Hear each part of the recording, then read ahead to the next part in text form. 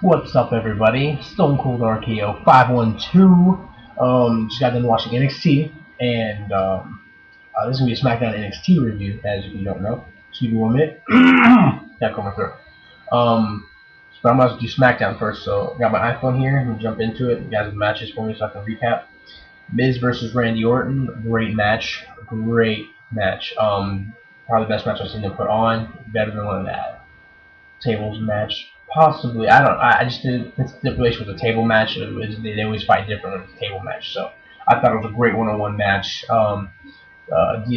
Miz had a great spot with the DDT did on Randy Orton, which I thought was really good. Back and forth fight. I really enjoyed it.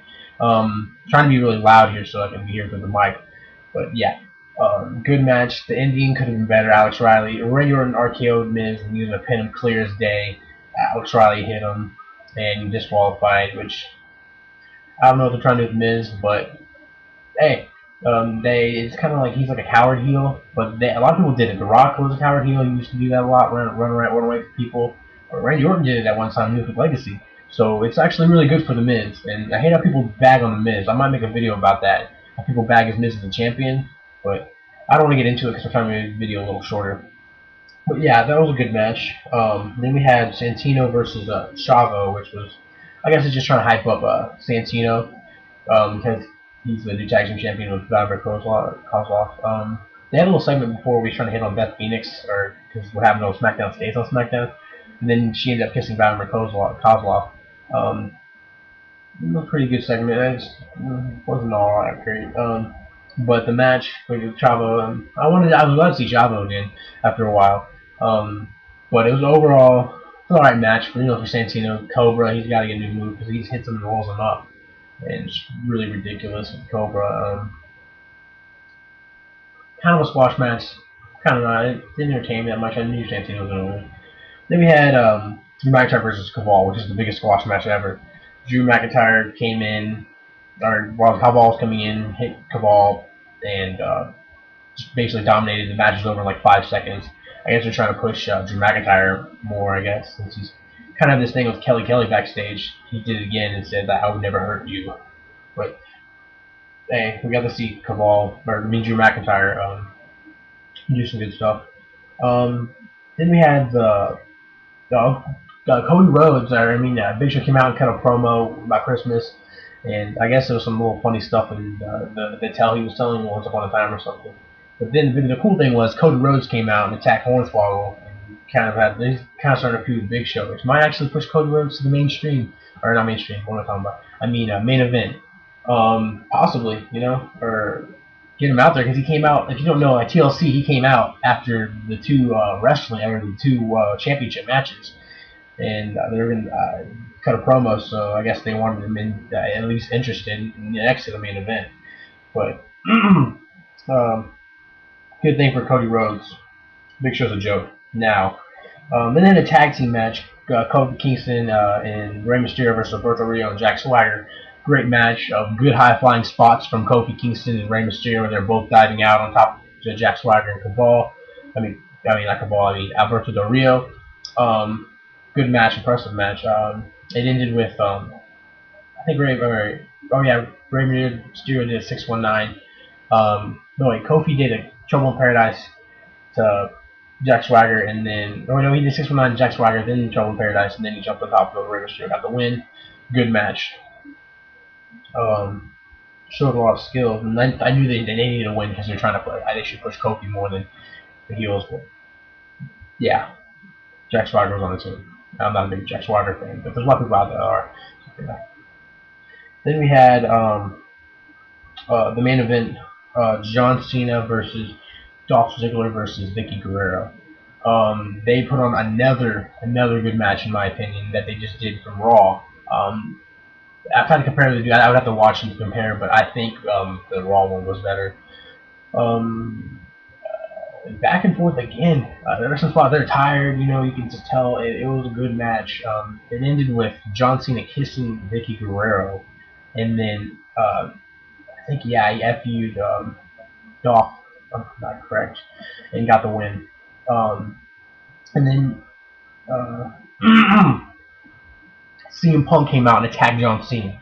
Oh yes, I marked out like a bitch.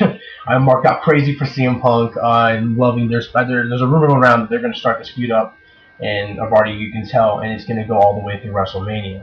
So either one of them's going to win the belt, or they're just have a feud up in WrestleMania.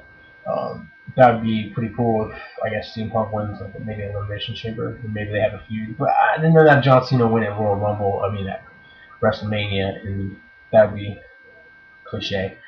But I was glad to see CM Punk back, and okay, good, only 5 minutes into this video. Okay, so that's the end with SmackDown. Now let's end over to NXT. NXT, they had a wheelbarrow challenge. They had the Jack Swagger's mascot be in the barrel, and they run around. There was a tie between Bateman and Brian Saxon, you know his name. And then they had to redo it, and then of course Bateman won. Got 2 immunity points. I was glad. Bateman's my favorite. He's impressed me so much, especially since he's also Daniel Bryan's rookie. So come on. Sorry, I'm clearing my throat a lot because I don't know. Then they had Jacob Novak versus Johnny Curtis. I can tell these two put on a really good match. They put on, I think, the season premiere of NXT. They had a match together. Johnny Curtis won that one. But this match, you had back and forth fighting. It was really entertaining for entertaining. It kept me watching. But Dolph Ziggler came in and hit Johnny Curtis when the ref was distracted by JTG because Dolph Ziggler was distracted first, and the move, the heel move, and then Novak could win really weird and stupid. But yeah, Novak won. Jacob Novak. Then they had a trivia challenge. It was all out trivia, like the Undertaker's opponents at WrestleMania, stuff like that, and Bateman won, of course, so now he's got immunity, I think. I don't know, but he's got a lot of immunity points, so he's probably going to win immunity, so I'm glad for that.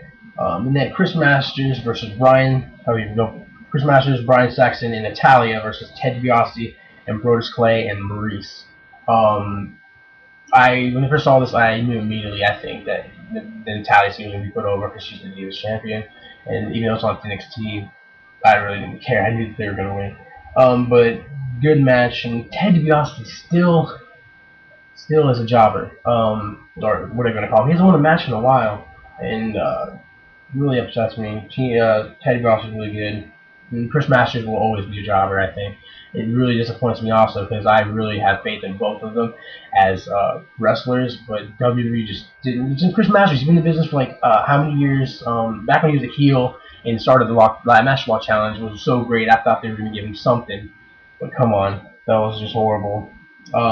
Maurice and Natalia were in it like a couple, so they might have because Melina's the first contender, so they're having a feud. But Brodus Clay and Brian Saxon.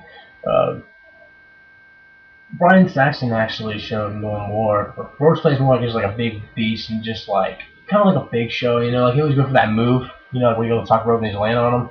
That's how he won.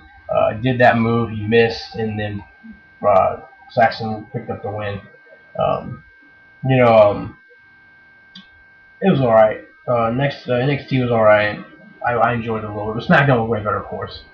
I enjoyed Raw and Smackdown. I see WWE doing something really big soon. Because after the TLC, I think that made it. They're showing that they're going to do something along this way. I think they're going to go up from maybe get out of this PG era soon.